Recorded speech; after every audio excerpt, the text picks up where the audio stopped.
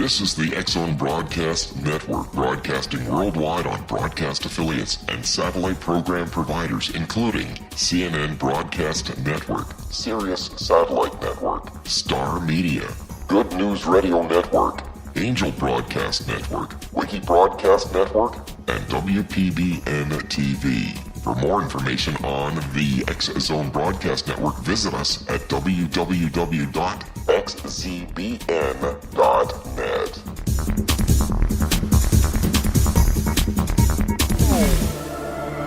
The X-Zone Radio Show with Rob McConnell is largely an opinion talk show. All opinions, comments, or statements of fact expressed by Rob McConnell's guests are strictly their own and are not to be construed as those of the X-Zone Radio Show or endorsed in any manner by Rob McConnell, rel-mar McConnell Media Company, the X-Zone Broadcast Network, its affiliated networks, stations, employees, or advertisers.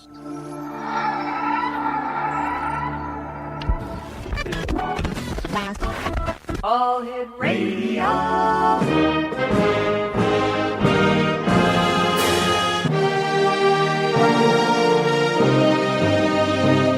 Welcome to the X-Zone, a place where fact is fiction and fiction is reality. Now, here's your host, Rob McConnell.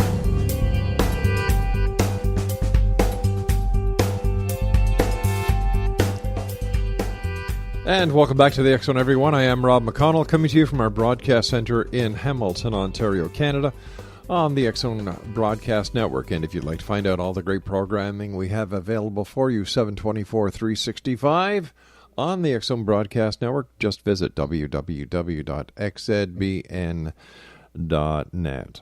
X-Zone Nation, my guest this hour is a gentleman we've had the pleasure of having on the show many times in the past. His name is L.A. Marzulli, and he is an author, lecturer, and filmmaker.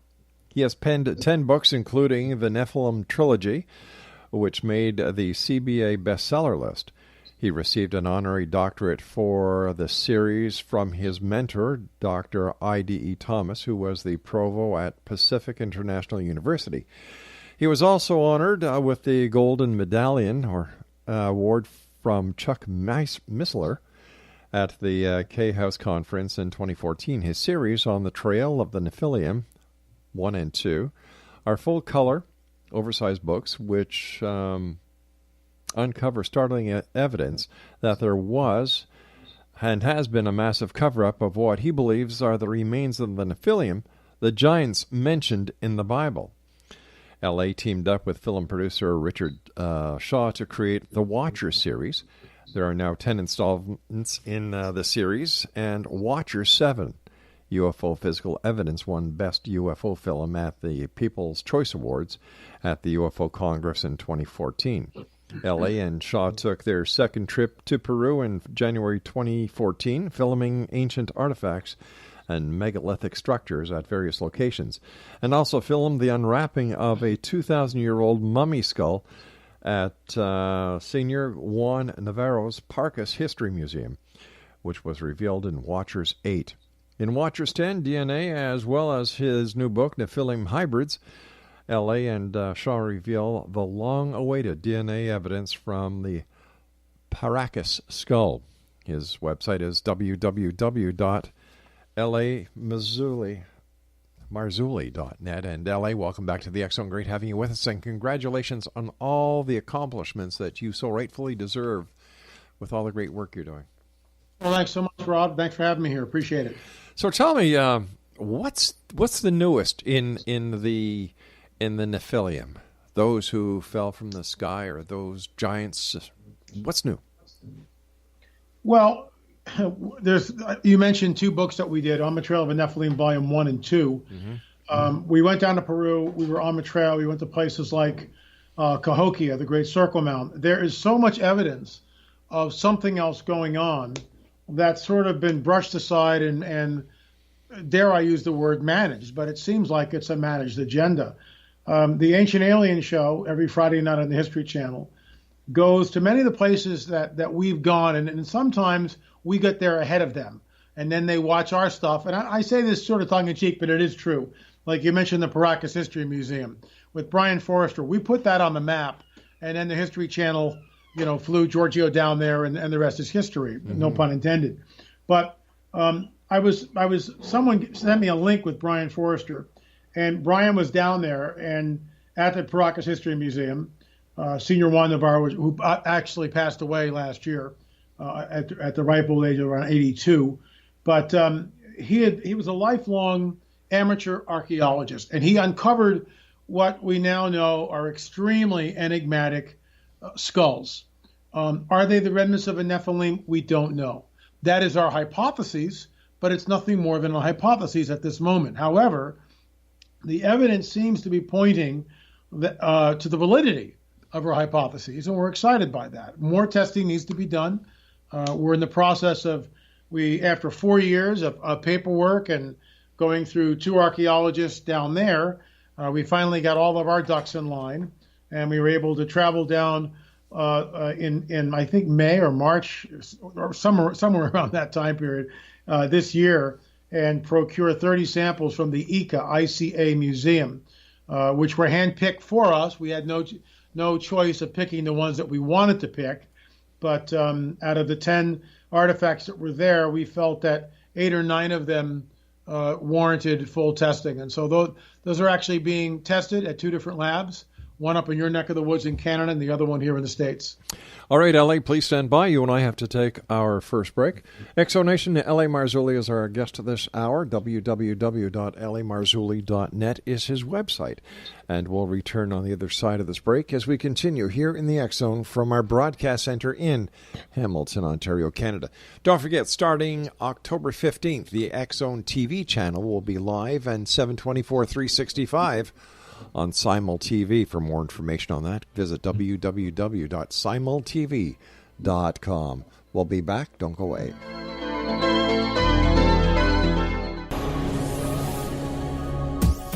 This is the X Zone Broadcast Network, broadcasting worldwide on broadcast affiliates and satellite program providers, including CNN Broadcast Network, Sirius Satellite Network, Star Media, Good News Radio Network, Angel Broadcast Network, Wiki Broadcast Network, and WPBN TV. For more information on the X Zone Broadcast Network, visit us at www.xzbn.net.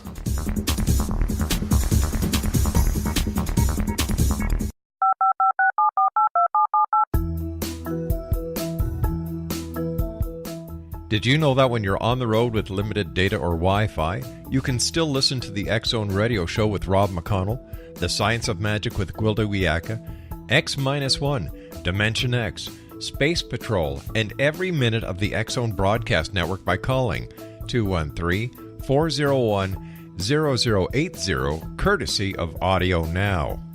No smartphone, app, or internet needed. It saves your data plan, and it's free if you have unlimited minutes. Call 213-401-0080 to listen on any phone, anytime, anywhere. Remember, 213-401-0080 for the best of the paranormal, parapsychology, and sci-fi radio programming anywhere, 24/7, 365.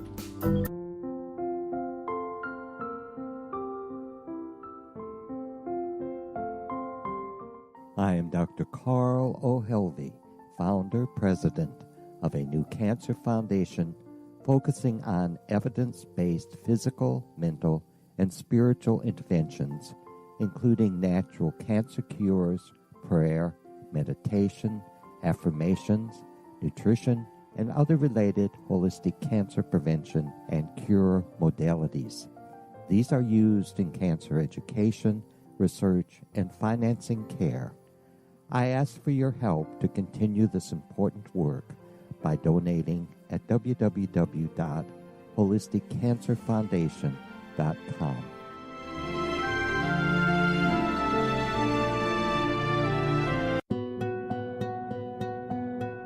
Is it science or is it magic? Once a magical thing has been scientifically proven, is it no longer magic?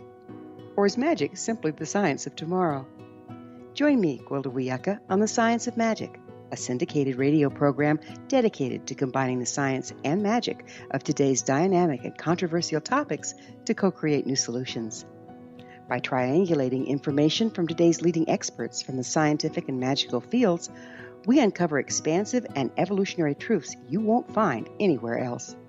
Join us daily on the X Zone Broadcast Network, xzbn.net, as I interview the shared thoughts with the amazing guests from both science and magic. The resulting knowledge is unprecedented. As a gift to you, the listener, past episodes can be accessed on our website free of charge at thescienceofmagic.net.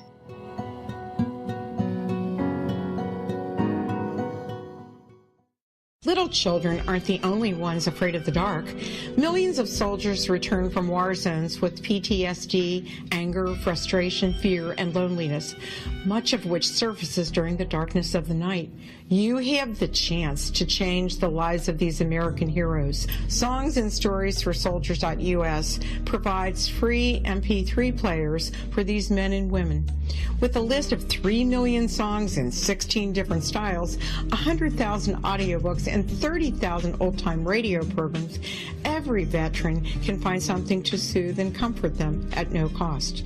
All our players contain an 8-hour audio program designed to help veterans fall asleep. With 1,500 plus vets now participating, it's our goal to deliver 10,000 audio players this year. Go to our website at songsandstoriesforsoldiers.us.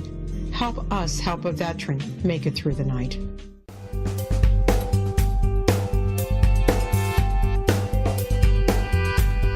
www.lamarzulli.net is LA's website. And tell me, Ellie, what is going to happen when the results come back? And hypothetically, they confirm your hypotheses that these are indeed the Nephilim. How is that going to change history? How is it going to change the world? Well, it would certainly point back to the validity of the biblical prophetic narrative, which talks about the Nephilim. But whether or not we can actually get that evidence or not is very sketchy. So far, the preliminary DNA, we've only been able to procure mitochondrial DNA, which is from the female, from the maternal side of the equation. The nuclear DNA has been extremely elusive. Remember, these artifacts, and we've had them carbon-14 dated, not all of them, but some of them, are between 2,000 years old and 3,500 years old. Wow. So it's ancient DNA. And it's, for instance, the baby skull that we unrapped in Senior Juan's museum, private museum. We know exactly where it was exhumed from. We know exactly the place. There's an necropolis. It's one of the driest places on Earth and one of the most bizarre places on Earth that I've ever been. It's a necropolis, a graveyard, but the Wacaros, the grave robbers, have been robbing this place since Columbus, since the conquistadors came. And so when you walk in there are acres of just bits of pottery and bone and mummy wrappings. I mean, it's very, very strange. And because it's sand, it looks like the Sahara, and it's always shifting. When the winds kick up, you can go back there 2 weeks later and not recognize kind of where you were. But there are landmarks which we use to, and also GPS coordinates and all that, to figure out where we are. We know the precise location where this particular artifact came from.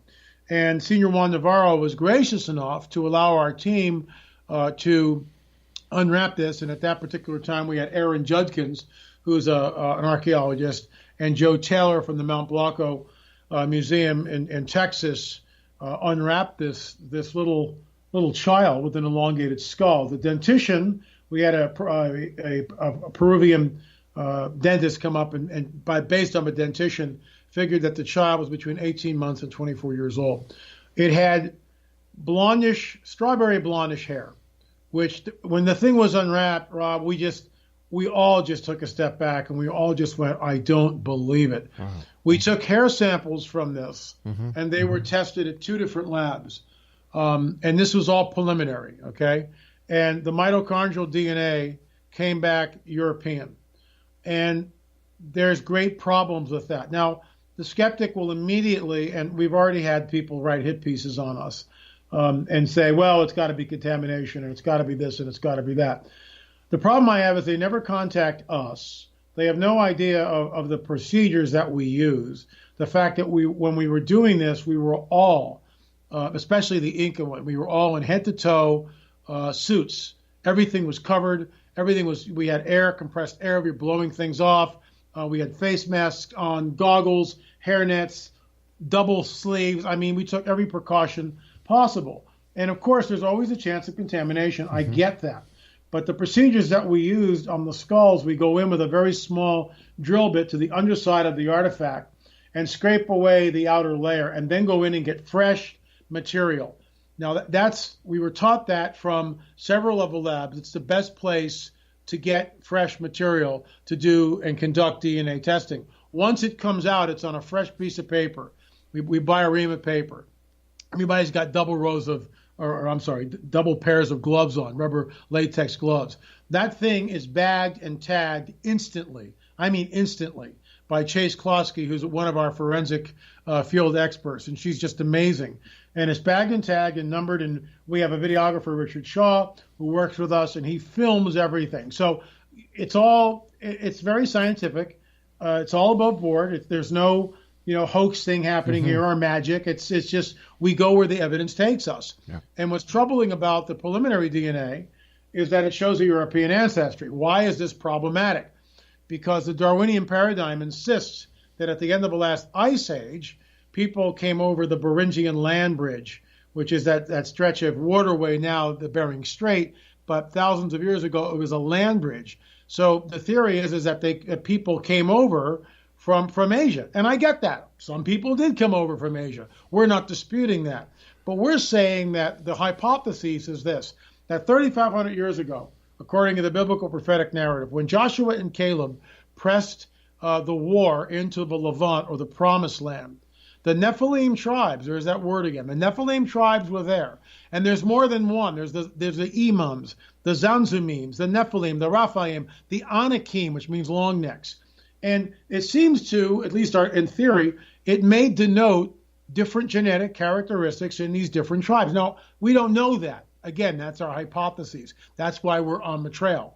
For instance, there's been very large skeletons uncovered in the Middle East and in our country, too. When my work in Catalina Island showed 2 9-footers right out here, 26 miles from Los Angeles. That's not supposed to be there. And that's another story. We can get into it later. But why it's problematic is that a European ancestry should not be there.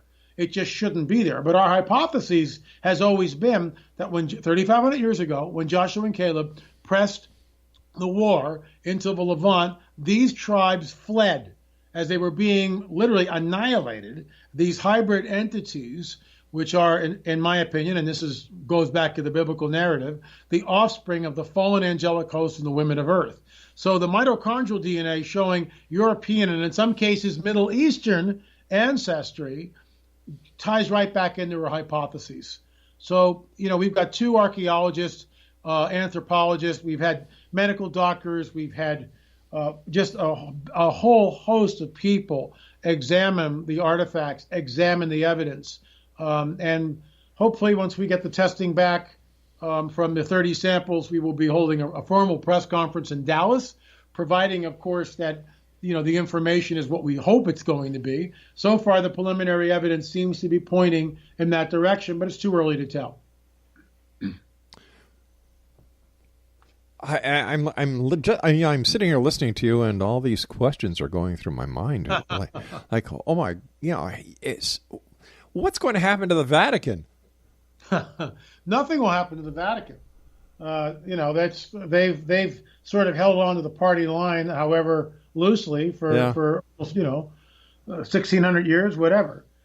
I just go back to the biblical prophetic narrative, which talks about, it all goes back really to Genesis 3. And you probably know the scripture. Most people know the story, but it sets up the rest of the Bible. And unless a person understands Genesis 3:15, I'm just giving you an address here, then we don't understand what the Nephilim is. And basically it's this. You got these 2 fictitious, in quotes, characters, Adam and Eve. Mm-hmm. People can believe that. They cannot believe it. Not even going to discuss it. It's off the table. All right. The bottom line is they're there in a garden. Everybody's screwed up. The serpent is there. And God comes down and he says this, your seed, pointing at the serpent, will be at enmity, at war with the seed of the woman. He, meaning the fruit from the woman, the fruit, basically from the seed of the woman, he will crush your head, you will bruise his heel. It's the first prophecy that we have of someone, the Messiah, who's going to change all this thing around. But we know it's going to be a seed war.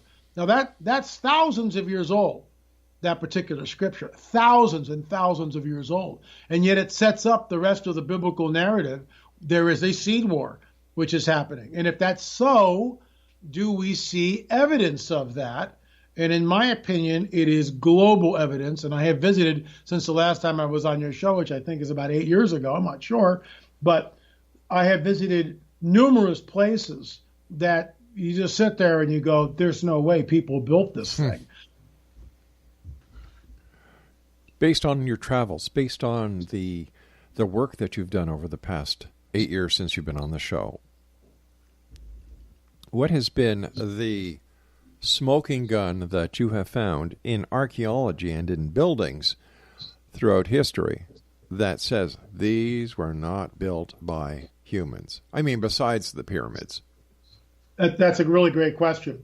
There's a place, and I've been to it several times now. Mm-hmm. It's in Peru. It's in Cusco. It's called Sacsayhuaman. And it's a megalithic site. What I mean by that is the stonework is andesite, which is 7 on a Mohs hardness scale, 10 being a diamond. So it's very, very hard stone.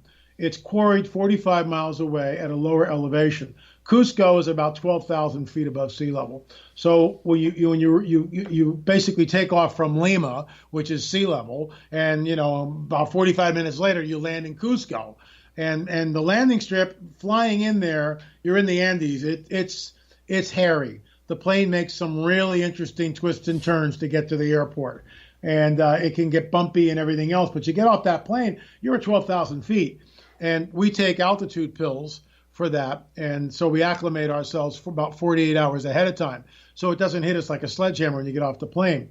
So we're in Sacsayhuaman. This site is megalithic. It's ancient. It's old, and these stones are polygonal. What I mean by that, they're not square, and no two stone is alike. No two are, and some of these things weigh 50, 60, 80, 120 tons. Wow. And it's done with a technique that we call in modernity ashlar construction. There's no mortar at all. And the stones are shaped polygonally. So let's say you've got 5 or 6 different sides. Then the stones that go on top of that fit absolutely perfectly. And they've been that way for thousands of years. So this is what's problematic. The mainstream archaeologist and tour guide will tell you that the Inca built it. And so if I were a billionaire, I would do the L.A. Marzulli Sacsayhuaman challenge. I would bring in the best stonemasons, give them copper chisels, and show me, okay, guys, quarry the stone, bring it up here, build 20 feet of wall. Take as long as you like. I don't care. I'll pay you whatever you want. Here you go. Endless money. Let's see if you can do it. And I'd be willing to bet that very quickly with copper chisels and the fact that the quarry is 45 miles away, the fact that there are no beasts of burdens in antiquity in Peru, all they have is a llama. There is no horse or anything else in the area until the conquistadors show up. And it's impossible, absolutely impossible to carve and cut andesite. And when I've shown these pictures to not archaeologists, but stonemasons, architects, builders, engineers, they laugh very nervously. And some of them will come on the record and just shake their head and shrug their shoulders and basically say, I know what the mainstream archaeologists are saying, but as an engineer, you'd have trouble doing this in modernity with lasers and diamond saws and cranes and huge trucks and everything else. You could do it. You could do it in modernity, but at what cost? Now, those tools didn't exist in the pre-Inca era. So what are we looking at here, Rob? I mean, what is it really? As far as I know, just like, with the Paracas Skulls, getting back to that, no one has done DNA testing on it.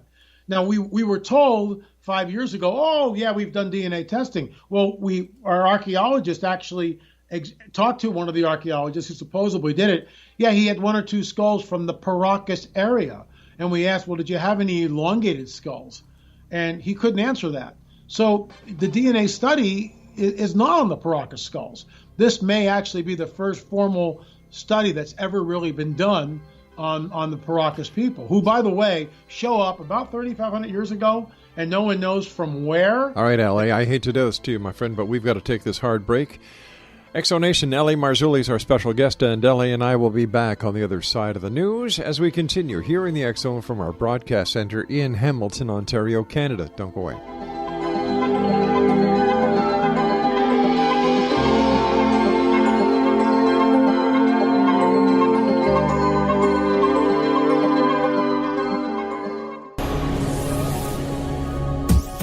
This is the X-Zone Broadcast Network, broadcasting worldwide on broadcast affiliates and satellite program providers, including CNN Broadcast Network, Sirius Satellite Network, Star Media, Good News Radio Network, Angel Broadcast Network, Wiki Broadcast Network, and WPBN TV. For more information on the X-Zone Broadcast Network, visit us at www.xzbn.net.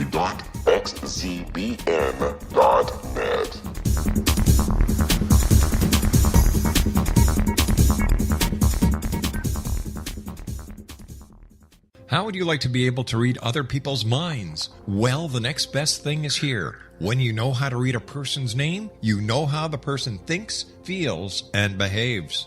Each letter in our name holds a key to unlock our true essence. Our name contains both our gifts and challenges in this lifetime.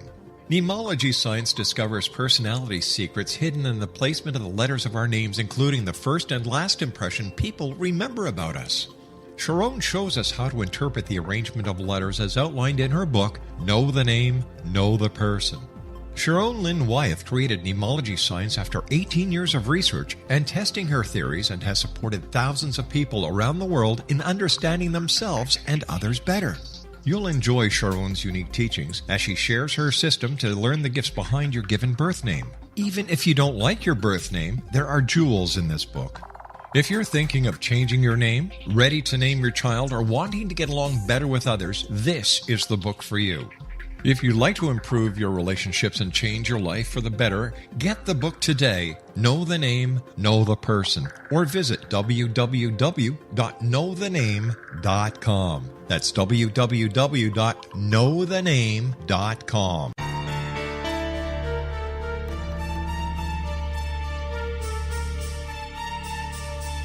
Hello, I'm Justina Marsh, and with my dad Pete, we are going to present a new show called Too Good to Be True. Together, we are aiming to discover more truths about this world and beyond. Do you have unanswered questions about the world?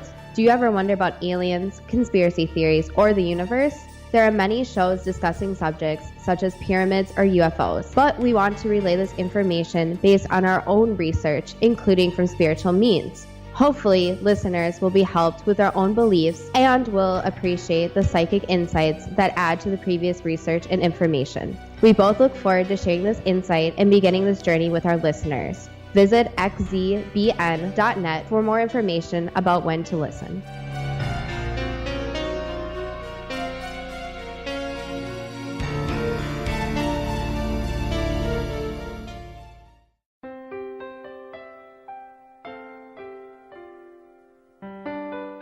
Ancient prophecies, legends, and current events indicate we're entering a high-frequency era supporting enlightenment.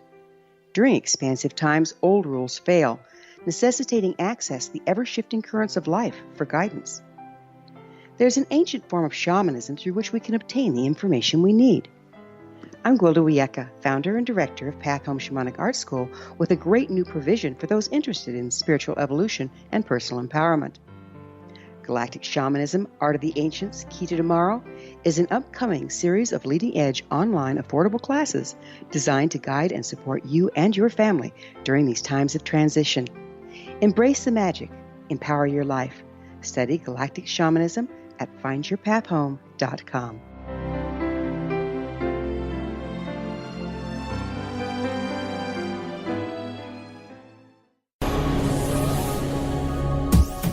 This is the X-Zone Broadcast Network, broadcasting worldwide on broadcast affiliates and satellite program providers, including CNN Broadcast Network, Sirius Satellite Network, Star Media, Good News Radio Network, Angel Broadcast Network, Wiki Broadcast Network, and WPBN TV. For more information on the X Zone Broadcast Network, visit us at www.xzbn.net.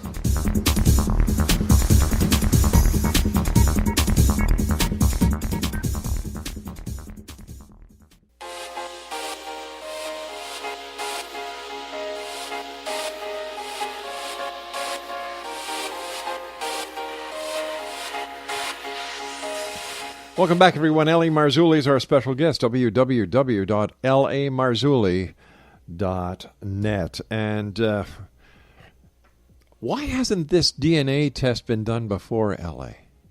I can't tell you. Possibly funding. I remember there's a museum in Lima. Mm-hmm. It's called the Huyo Teo Museum.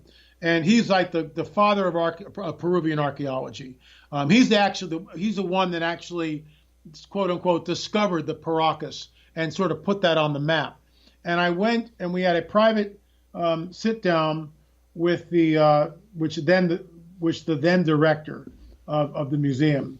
And this woman, I asked her through our interpreter, I said, has any DNA testing been done on the Paracas skulls? And she said no. And I looked at the team, and we all just looked at each other in absolute disbelief. It took 4 years and lots of money and lots of paperwork to actually get the official permission to go down and take the samples. And, we're just starting. Yeah. I mean, we want to do a proper archaeological dig in the Chongos necropolis, because that hasn't been done since Huyo Teo did it back in the late 20s, early 30s. So, so much information is awaiting, so much discovery, and it costs money to do all this, but we're crawling. First, we've got to show them what the DNA testing is, and based on that, then we go to, hopefully they will allow us to do a formal archaeological dig in the Chongos necropolis. There's no telling what we might find there. Is it possible that the reality of these remains are known and that someone somewhere does not want the truth to come out? We've thought about that. That's a rabbit trail. It's speculation. Mm-hmm. I mean, in my opinion, based on what we found out in Catalina, and they did the old Texas two-step to try to cover up what we found, which was really interesting. But by that time, it had gone viral. I appeared on the History Channel in Search of Lost Giants and reported on the Catalina find and the work that it was my discovery, Rob. I flew out there. I had access to the archives, and within 2 hours, I found anomalous skeletons, elongated skulls, six-fingered giants. It was all there in the photographs, hidden away in a museum box, tucked away in a vault. And I published this in the book, On the Trail of the Nephilim, Volume 2. Mm-hmm. And some of that stuff just went viral. And we had the skeleton examined by 3 different people. What I mean by that, there was a photograph of Ralph Glidden standing in a recently excavated grave. In front of him is a large, very large skeleton. 3 people looked at the photograph and digitized it. And based on the height of Ralph Glidden that we knew for a certainty was 5'8", all 3 people, all 3 techs put the thing at just around 9 feet. Slightly, right around 9 feet. One person put it at 9'3", 8'9". So we rounded it off basically to 8'9". We were conservative. We could have been sensationalistic. Yeah. 9'3" skull. We rounded it down to 8'9", which is a really big guy, just absolutely huge. We found 2 of them. We found 6 fingers. We found elongated skulls. So we go back to Catalina Island to go back to the museum and shoot there for one of our Watchers series. We walk into the museum, and I'm not making this up. There's the picture that I discovered, but it's been blown up, put up on the wall, and underneath it's a hit piece on Ralph Glidden, basically calling him a grave robber and a very disparaging, unfavorable byline on old Ralph Glidden. And, this is 1919, so everybody needs to take a deep breath, okay? But the bottom line is what they did, Rob, is they cropped the giant out of the picture. And we've got pictures of that, which I have in my studio. I'm looking at it right now. They cropped the giant skeleton out of the picture. And, of course, we took photographs, and that went viral. It's like, why are they hiding this? And the last time I checked, which is now over a year ago, they put the right picture up. So I haven't been back there, so I don't know. But that just came to me from a close friend who visited the island several months ago. So, what are they hiding? Yeah. Why won't they show it to the public? But here you have pictures, but what about the actual bones? That's a 3-hour conversation. That's why we're on the hunt. We are literally on the hunt. We know, and I can't tell you how many goose trails I've been on and how many false starts and how many almost, you missed it by 10 years type of thing, We were up at a place called Flint Ridge, all right, up in Ohio. Very old, ancient place. Some of the most high-quality flint came out of these pits, and Native Americans traded, but something else was traded also. We talked to a man who found a 40-pound maul. The mauls were used to break up the flint beds into smaller pieces, but a normal human being can't lift a 40-pound maul over his head in a utilitarian fashion hour after hour after hour. I mean, you can do it a couple of times. I mean, I get that.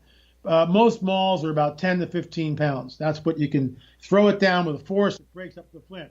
40-pound maul. And in the course of, this is actually on a YouTube video I did, in the course of talking to this guy who had a flint flint bed up there and a backhoe, and he actually makes replicas, and some of these replicas he makes sell for $10,000 to $15,000.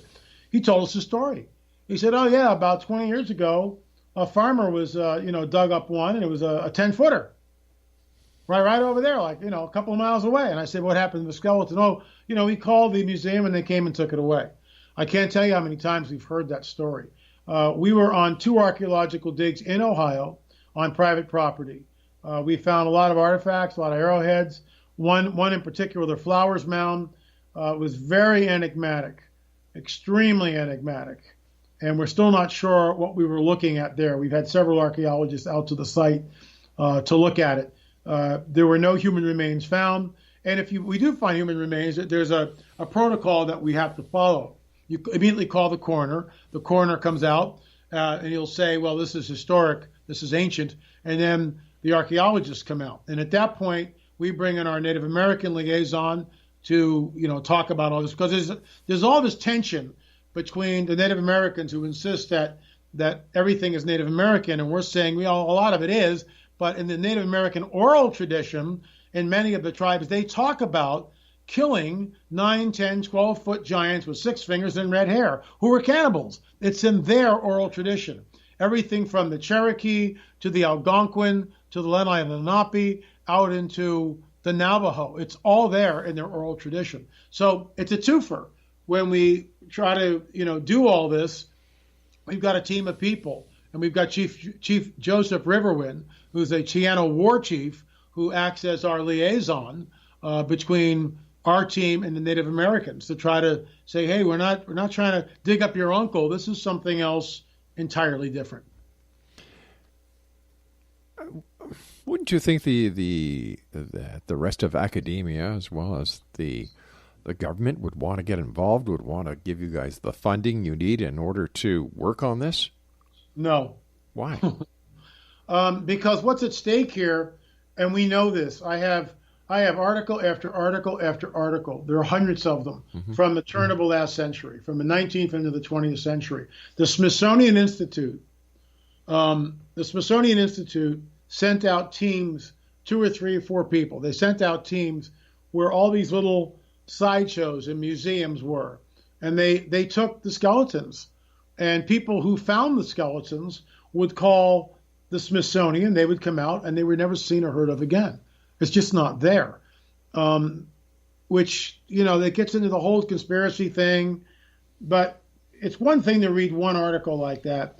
It's another thing to have article after article after article, eyewitnesses, doctors, lawyers, men of letters from the last century telling you exactly what they saw. Let me tell you something, Rob. This is with a tenured professor who teaches archaeology at a major university in this country. So I said to this person, I said, "Well, what do you make of this testimony from a doctor around 1921 who states," now it's a medical doctor, so anatomy hasn't changed in the last 100 years, hello? And the doctor goes on record saying that this skeleton must have been at least based on the measurements, based on the femur and what they had to work on, at least 12 feet. This tenured archaeologist told me the medical doctor did not know how to measure. I'm not making this up. That was the response from the academic, that medical doctor did not know how to measure. And that's what we hear. So getting back to the Paracas Skulls, this is why it's a multidisciplined effort that we're doing. Not only do we have archaeologists, but we have anthropologists, we have medical doctors, we have dentists looking at this, we have just a bevy of people from all different disciplines looking at these artifacts and weighing in on them. I can't understand why any of this would be suppressed in the first place. So there were Nephilim. So the Bible was right. So where are they now? What happened to them? How did they disappear? What could we learn from ancient history that we can apply to today that would make this a better world? What am I missing here, L.A.? Well, what the world runs on Darwin. The Darwinian paradigm is the worldview which is embraced exclusively by both the academic community and the scientific community. That is the Darwinian paradigm. I mean, it's everywhere. I mean, that's the world, that's the default worldview. That's it. And so by proving the validity of a supernatural element, that opens up a can of worms, because in the Darwinian paradigm, there is no room for the supernatural. So there's a all-out effort to keep people away from looking, in my opinion, at the supernatural, which is what the Bible is a book about the supernatural interfacing with the natural world. Big time. That's really what it is. Big time. But, it seems like that when this is proven, it's going to be another black eye for academia and science. Like, not as if there hasn't been any throughout history. And let's just take a look at Christopher Columbus. Academia still teaches today that Christopher Columbus discovered the Americas, and we know that's not true. Right. So why not teach the truth? Why not bring the truth forward? So you've got a mistake. That's what erasers are made for. That's what a backspace is made for. That's what the word delete is for. Why all the secrecy? So they screwed up. They learned. We know for a fact that each and every day changes are made to what we believe based on the newer ways of investigating and researching. So why can't academia get on track with this? I really have no answer to that. I mean, I just don't get it either. All I know is that we're on the trail. We're doing real hard scientific research, and when we get the results, we will publicize them. We will make them. We've got one of the archaeologists will write a peer-reviewed paper, and we'll all add our 2 cents to that, and we're off to the races. Whatever the evidence tells us, that's what we'll print. All right, Ellie, I'm glad you're doing this. Somebody's got to keep the world in check, and if you can, if you can do this, my hat is off to you. You've done a lot of hard work on this, and you've brought up a lot of very interesting points, so please stand by. L.A. Marzulli is our guest. Exonation, www.lamarzulli.net, and we'll both be back as we wrap up this hour here in the X Zone on the other side of this break from our broadcast center here in Hamilton, Ontario, Canada. Don't forget, check out www.xzbn.net for all the programs we have available for you, 7/24, 365. And coming on October the 15th, the X Zone TV channel on Simul TV. Don't go away.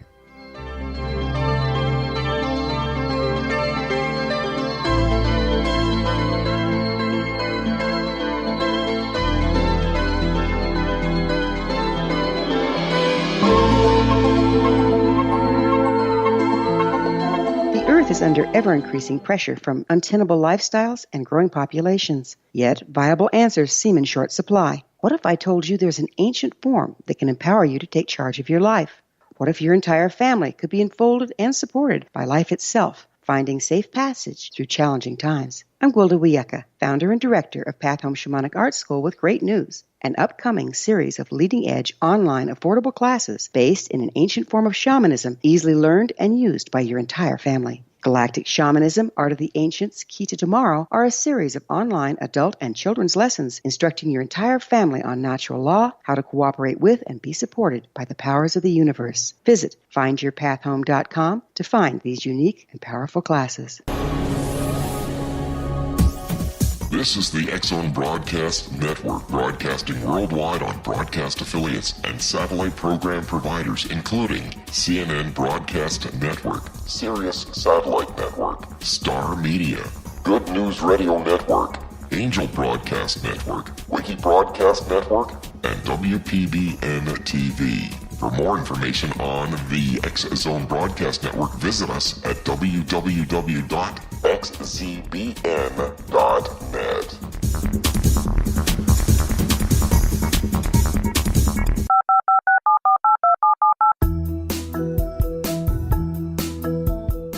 Did you know that when you're on the road with limited data or Wi-Fi, you can still listen to the X-Zone Radio Show with Rob McConnell, The Science of Magic with Gwilda Wiyaka, X-1, Dimension X, Space Patrol, and every minute of the X-Zone Broadcast Network by calling 213-401-0080, courtesy of Audio Now.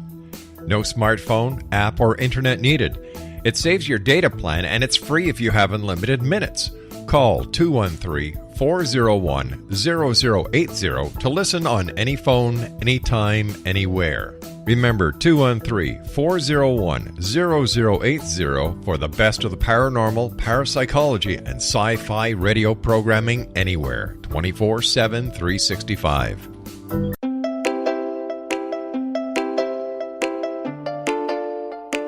Are you curious? Do you want to learn more about how the world works and have fun at the same time? Study coincidences with me, Dr. Bernie Beitman, MD, on my Connecting with Coincidence radio show, here on the XZBN network.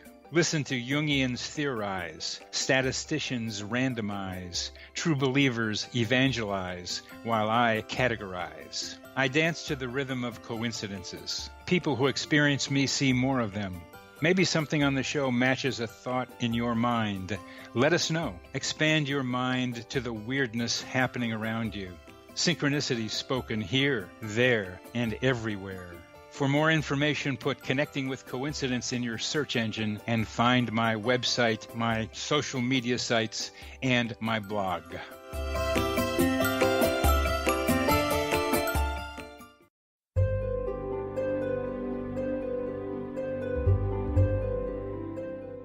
What is truth? Historically, we viewed things as either being true or false. Now, as we enter a more expansive era, we find the question is not, is it true, but rather, how true is it? I'm Gwilda Wiyaka, host of the Science of Magic Radio, a syndicated, internationally broadcast radio program dedicated to uncovering this ever-expanding truth. Join me daily on the X-Zone Broadcast Network, xzbn.net, as I interview today's leading experts from the fields of science and magic to uncover the hidden truth between the lines drawn in the sand. What we unearth in our discussions is not only amazing, but totally unprecedented. You won't want to miss a single episode. In service to our listeners, past episodes can always be found on our website with our compliments at thescienceofmagic.net.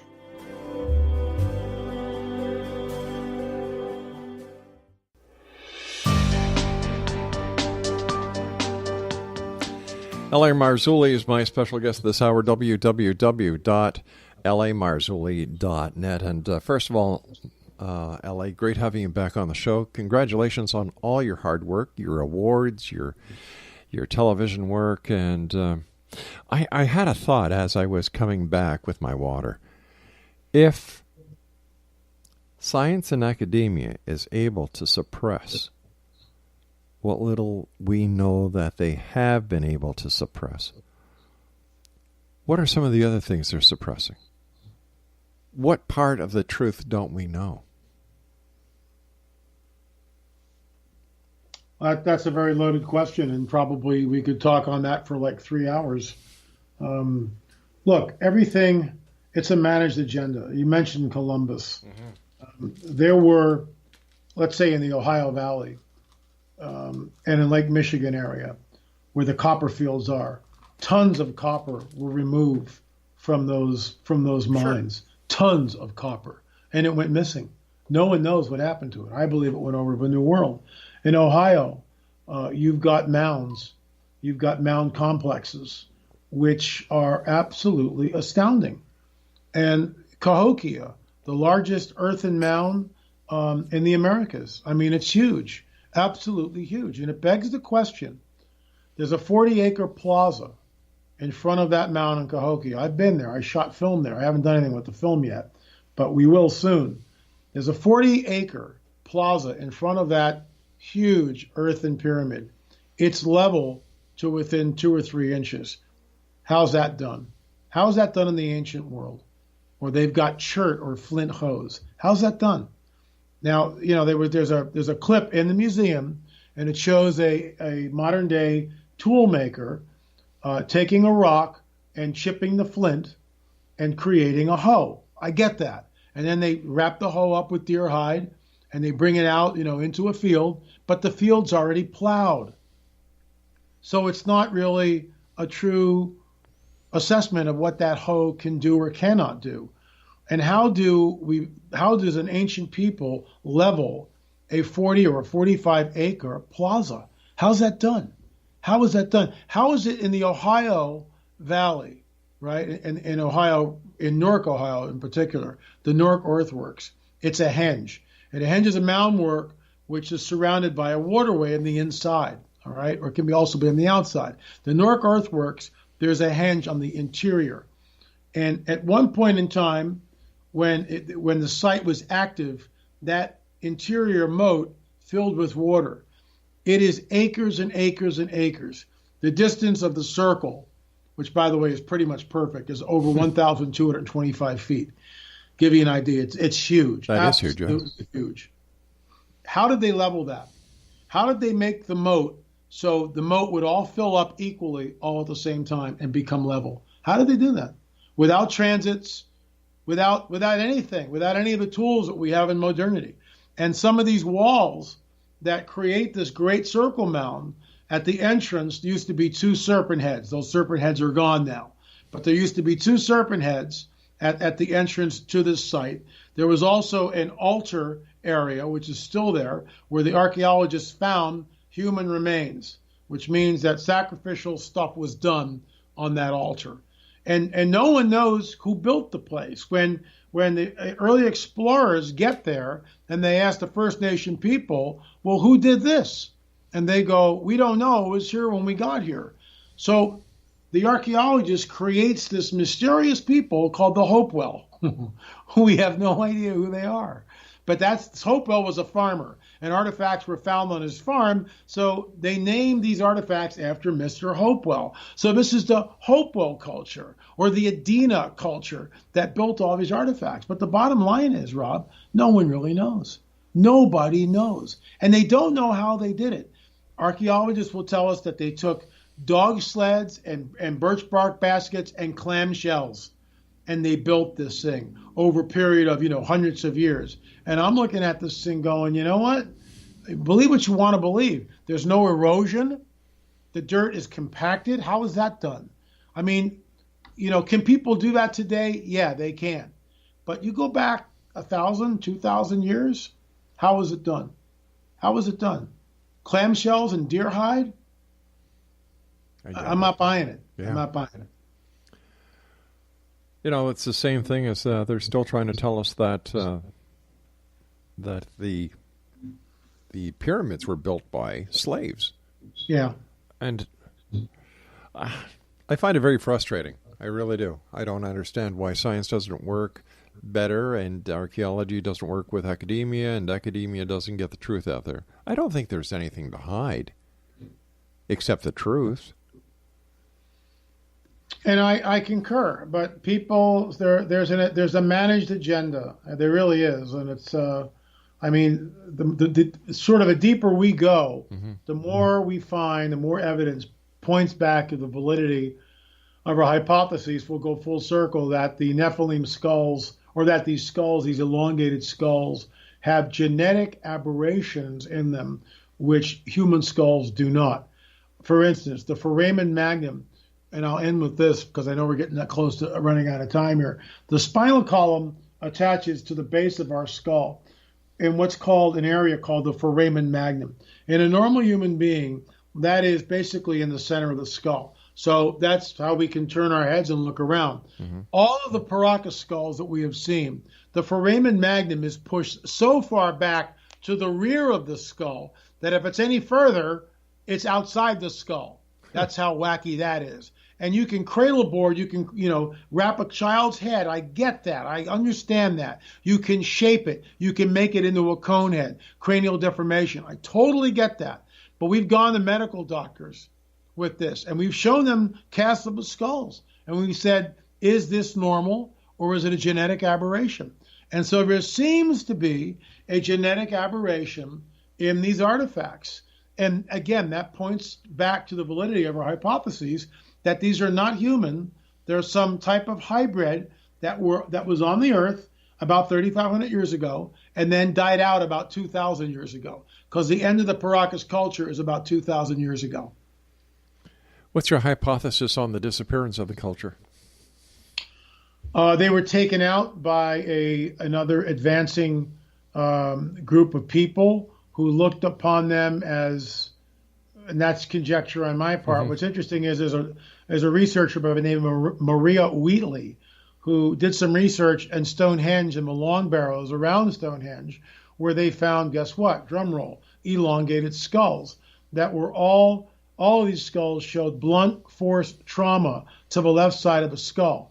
Down in Paracas, there's a killing field that we discovered. It probably will not be there too much longer because a roadway has interrupted the site, and now the squatters come in and stake it off. So though I was down there, like I said, earlier this year, and we went to the site and we saw it, but it's already been staked out, and I'm sure it won't be there too much longer. We found 50 to 60 elongated skulls, all showing blunt force trauma to the left side of a skull. Oh my gosh.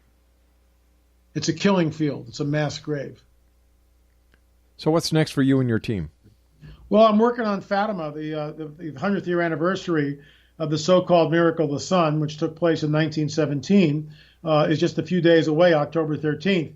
Fatima 1, the film Miracle of the Sun, or A Harbinger of Deception, is out. You can go to thewatchmanchronicles.com, thewatchmanchronicles.com, or the main site, lamarzulli.net, and you can watch the trailer. But I'm working on the second installment, Fatima 2. Wow, 100 years already. Anything thrilling or exciting that the listeners can look forward to seeing? I mean, without spoiling it. I think Fatima 2, again, we show some very, very interesting tie-ins to what I would call definite connections to the modern UFO phenomena, which, continues, in my opinion. And having seen two of them myself, and other people, the other film that we did is In Their Own Words, where we traveled around the country and got on film people who had encounters, everything from orbs to lights in the sky to missing time, the whole 9 yards. It's an hour and 37 minutes, and that's also available at my website. In Their Own Words, UFOs Are Real.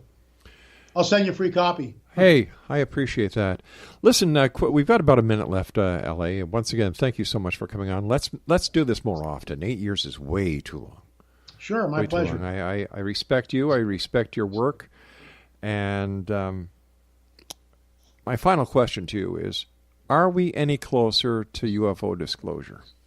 I think soft disclosure is happening all around us. Fox News came out with something. I showed this in one of my presentations, basically saying that UFO sightings have reached an all-time high, thousands and thousands and thousands. So something's in the works here, but something is also holding it back, in my opinion, and that's a long, involved conversation. Maybe we can have at a later date. I'd love to, and we'll have to talk about the Fatima and a lot of the other great topics that you and your teams talk about, and hopefully the next time you're on, you'll be able to give us a scoop on the DNA.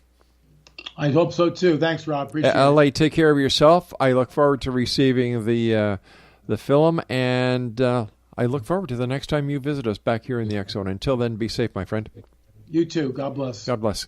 Exonation, L.A. Marzulli has been our guest this hour. www.lamarzulli.net. Now, I'll be back on the other side of the news at 6.5 minutes past the top of the hour as we continue here in the X Zone from our broadcast center in Hamilton, Ontario, Canada. By the way, I'd like to thank each and every one of you out there for digitally downloading the August edition of the X Chronicles newspaper. It has surpassed all our other editions with 7 million digital downloads worldwide in 1 month. We'll be back on the other side of this break as we continue from our broadcast center in Hamilton, Ontario, Canada. And if you'd like to get the October edition of the X Chronicles newspaper downloaded, xchroniclesnewspaper.com.